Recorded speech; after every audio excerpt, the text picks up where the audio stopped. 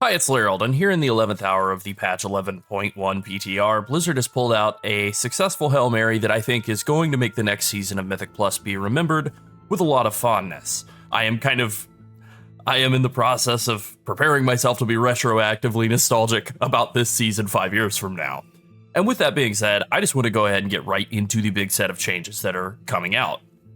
So these changes I think are very, very good. I'll just kind of hit on some of what I think are the biggest points here.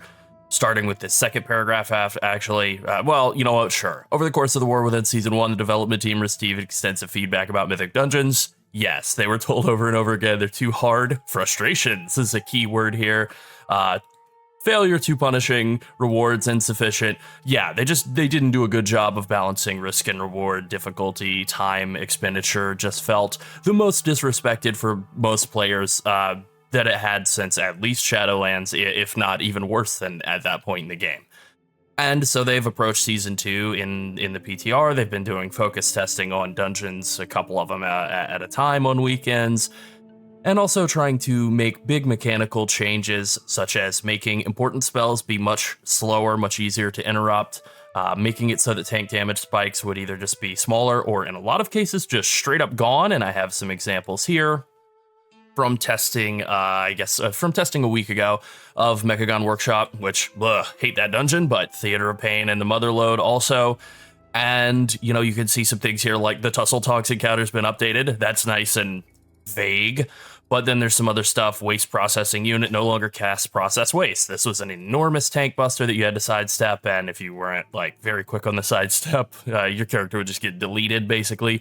Metallic Jaws, big tank buster. Chainblade, big tank buster. Theater of Pain, again, Affront of Challengers and Koltharok updated. Nice and vague. What does that mean? Probably means nerfed, but it says updated.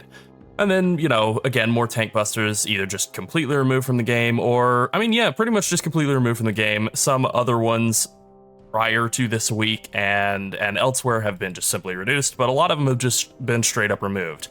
And, speaking personally, that's probably not the way I would prefer to do tank balance. I'd like to have my tank feel stronger and in more control of my defenses, but if they're just going to remove the tank busters, that also works. It's certainly better than getting busted. They've also made some pretty substantial updates to the reward structure with the 11.0.7 patch, the Siren Isle content update. And to be honest, having played around with that system now for several weeks, I think it rocks. I think they've done a really good job with it. I definitely am on board for them doing even more iteration on that, which they are. But I think that the improvement of the amount of crests that you get from doing Mythic Dungeons, the reduction in the amount of crests required for upgrade bags and for crafting items, has all been really successful.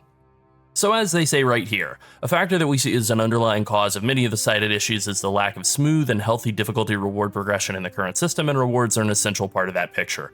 Couldn't agree more. The introduction of delves significantly changed the in-game reward ecosystem. People who were accustomed to climbing Mythic Plus, essentially from Mythic Zeros all the way up to Mythic Plus whatever, 10s, 12s, 20s, now had delves to do, and so they didn't really have any reason to get into the Mythic Plus system below Mythic level 7, as they say here. And so this was kind of a problem because 7s were tuned to be basically as hard as 10s in the past, or 20s in the past before the big level squish to Mythic Plus. And you were going into those with relatively bad gear, but the reward for doing lower level content just was nothing, so there was no point to do it. As they say here, a 77% bonus to enemy health and damage, and then Challenger's Peril making all the deaths just really, really awful, was never designed to be an environment in which to learn mechanics for the first time, and yet many players ended up doing exactly that.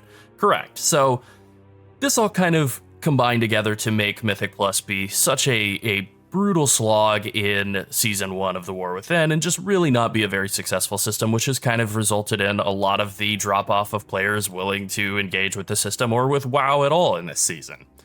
And so to that end, they're making the following base changes. Baseline Mythic Plus, or Mythic Zero gear, I should say, will award, higher level boss gear, right? Champion track gear, great. Okay, good.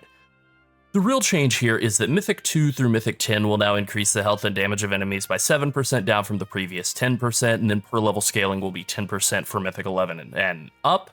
This is a pretty huge change, and they put together this table here to show the health and damage based on the key level difficulty, and then the end run reward and the crests and all that. So if we compare a 10 In Season 2, it's an 84% health and damage increase. And if we go back and look at Season 1, a 10 is right here. A 10 is a 136% health and damage increase. So 84%, 136%.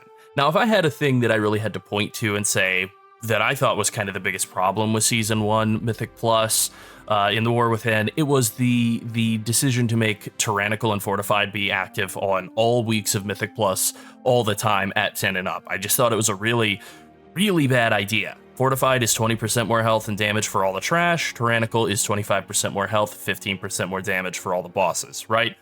Just not of, like, I didn't love the back and forth of Fortified and Tyrannical on a weekly basis and then having to do Mythic Plus across multiple weeks to get your score up either. I thought that was pretty lame, but I thought that the decision to make the Fortified and Tyrannical be part of everything, along with the scaling that they had, was even worse. And so what they've basically done here is 84% more life, health and damage is significantly more of an offset, the dropping from 136 to 84. It's a significant offset that completely compensates for Tyrannical and Fortified. Effectively, what they have done is they have removed Tyrannical and Fortified and actually then still nerfed it some more. So for people who are doing just regular weekly Mythic Plus 10 keys to fill up their cache, the system is easier now than if they had removed Tyrannical and Fortified. It is easier by a huge margin than it would have been had they not made these changes. They're also making more changes, though. They're moving Xalatas Bargain from 2 to 4, so there will be a little bit of an entry-level area for people who have very limited experience or, just like a very bad character, brand new character. You can run +2s very quickly with no affixes at all. That's fine. But I think the really big change here is that Challenger's Peril is going to be just moved up to Mythic Plus 12 and then turned into Xalatas Guile, essentially just renamed as Xalatas Guile. The massive penalty for death is just not going to be there for kind of people who do their weekly keys just to get gear from the system and don't want to engage with pushing. Instead, Challenger's Peril, that is going to be there as something that specifically is a punishment for people who really care about pushing the system for maxing out their key level, their number on the in-game score that says, I'm this good at Mythic Plus, I'm this many points good, and they're not doing it to get anything other than, that score in the game. Now with that, they're also just killing off the old Xalatas Guile, the 10% extra health and damage. That's just going to be gone as well, so it will be even easier for people who really, really care about pushing up to 20 and beyond to do that. I think that's good for them too.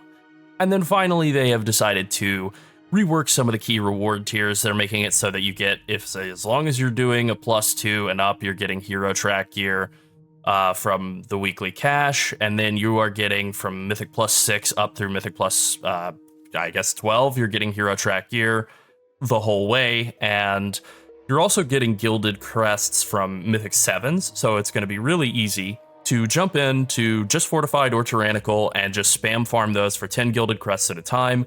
This will make gearing up alts very easy once you've fully maxed out a character's gear. You've made it so that it's only 10 gilded crests per upgrade. You can just blast through a ton of Mythic Plus 7s on a lower geared character later on in the season and very quickly gear them up. But it'll also be very easy to gear up a character as you're kind of working up your score, working through the season, and I think it's just going to result in a lot smoother, more enjoyable progression curve on gear and throughout the entirety of playing through the season of Mythic Plus.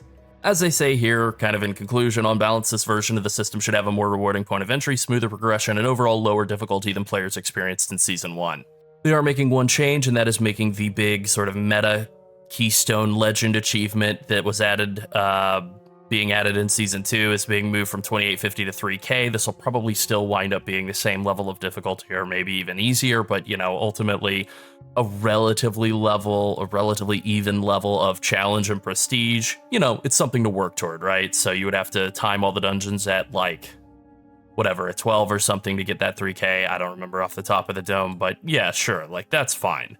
They've also added in a little bit of extra quality of life for high level pushers, where once you've finished all the dungeons at Mythic Plus 12, The key will never deplete below a plus 12 unless you go to an NPC and manually do that, and then the same goes if you time everything at 13, your new floor is 13 and 14 and so on. So this is great for people who really hate doing homework keys, doing 18s to get a key back up to 20 or whatever. This is like a huge quality of life improvement for those really high level pushers. They're giving them what they want and not taking anything away from people who just want to do weekly cash keys. Okay, so those are the changes. I think they're good for Mythic Plus, I think they're good for the game, and this is something I've been thinking about for a really long time, all the way back since Shadowlands' attempts at making Torghast into difficult content, actually. Blizzard's attempts to make Mythic Plus challenging in Season 1 of The War Within, I think, bred a lot of toxicity and made a lot of players burn out. There's an idea in video games, one that I do believe in, the idea that overcoming adversity feels good, and in order to experience that, you do have to have some failure, right? You set out to take on a big challenge, you fail and struggle for a while, then you get better, you overcome the obstacle, you succeed, you feel like you are better at the game, and that feels good. That's the model for the Mage Tower, it's the model for the entire Dark Souls franchise. Phenomenal games, great concept, and in single player situations, the model works well. I have no problem with hard games. I like them. I play Dark Souls. I play Path of Exile and Elden Ring. Like, this is my favorites tab on Steam, right? Behold, the 10 greatest games of all time, and then Slay the Spire is also there. This is the hot sauce of video games. It is what I like. Except when you're playing in the context of a group and the content is tuned to be challenging, it's not equally challenging to everyone in the group. Someone is going to struggle. Someone else is going to be bored. The least capable person, the weakest link, will be what prevents everyone else from achieving success. In a coordinated group that's like all committed to tackling difficult content together, like an organized raid guild or a Mythic Plus push group, this is not a problem. It's a good thing, actually. It's an environment for like dudes to work together, no man left behind, teamwork, all that kind of thing. But when you're just playing with strangers and just trying to get your weekly homework Mythic Plus 10 done for the weekly cash, and the content is tuned so that the random pug in the group who's doing less damage than the rest of the damage dealers, or who doesn't interrupt, or whatever their shortcoming is that holds back the group, prevents everyone else from achieving the goal of timing the key and getting the reward that they want, that is a perfect recipe for toxicity, and it's a result of the tuning of the game in Season 1. Now, this isn't to say that, like, the gear should just be free. You log in and here's gear, but clearly the current system isn't working in Season 1. Mythic Plus is more challenging this season than ever before, and player numbers have been abysmal. It has driven people away. So making it easier to find a Mythic Plus 10 and hit the top end of the gearing curve is a really good change, because Mythic Plus gearing is so incredibly slow. Even if you can hit that point on week 1, like if you're doing 15s on week 1, you don't just do a 10 on week 1 one time and now your gear is magically good. You have to continually farm Mythic Plus for 3 to 5 months in a row with no breaks to actually max out your gear from Mythic Plus alone through the weekly cash. So the redesign of Mythic Plus in Season 2 keeps the extreme challenge for high-end pushers alive, because Mythic Plus is an infinite system. It always was. There was never really a reason to tune the rest of the system up to accommodate those people. They'll always have a higher number they can push to. I don't really understand what happened on Blizzard's end with Season 1 tuning, but I don't actually need to. The problem is being fixed, and I think Season 2 is going to be immensely better because of that. Now, there have been some other changes on the PTR. The drive car still drives, like, not great, but they have also given players the low max speed version of the car as the default, so now you have to unlock the rest of the speeds on top of it not really being all that great of a driving experience. So, like, I feel like not only are they making me play Diddy Kong Racing when I want to play Ace Combat 4, now I have to do homework to even begin playing Diddy Kong Racing correctly. I'm not really thrilled with that. But the Mythic Plus changes are great. It's a good job by the team responsible for that. They're listening to feedback and iterating accordingly, and I'm actually very impressed. I hope that the team responsible for the car takes some notes on that. Honestly, if the worst thing out of this patch is the car, that's really not too bad. Now, as for tank changes, they've been pretty conservative about those as well. I'll do more of a roundup on those. Hopefully soon there will be some more of them to actually have something to talk about. I do hope for more changes for Monk in particular. I have not been impressed by any of the stuff that's come down the line for Monk. There have been 2 small changes that basically amount to nothing, and I'm just really not a fan of them or their tier set bonus going into patch 11.1. Warrior also took an arrow to one knee and then a shotgun blast to the other knee, and so they're not looking too great. And Paladin is still Blizzard's absolute golden child, so there you go, I guess. Play Prot Pally, the end. Alright, I think that pretty much covers it. I hope this gets you excited for Season 2 of Mythic Plus. I actually am, at least on Paladin. I think it's going to be incredibly fun. Be sure to like and subscribe if you enjoyed the video and want to see more like it, and if you want to support us even further, consider becoming a channel member. Alright, that's it. Thanks for watching. Bye.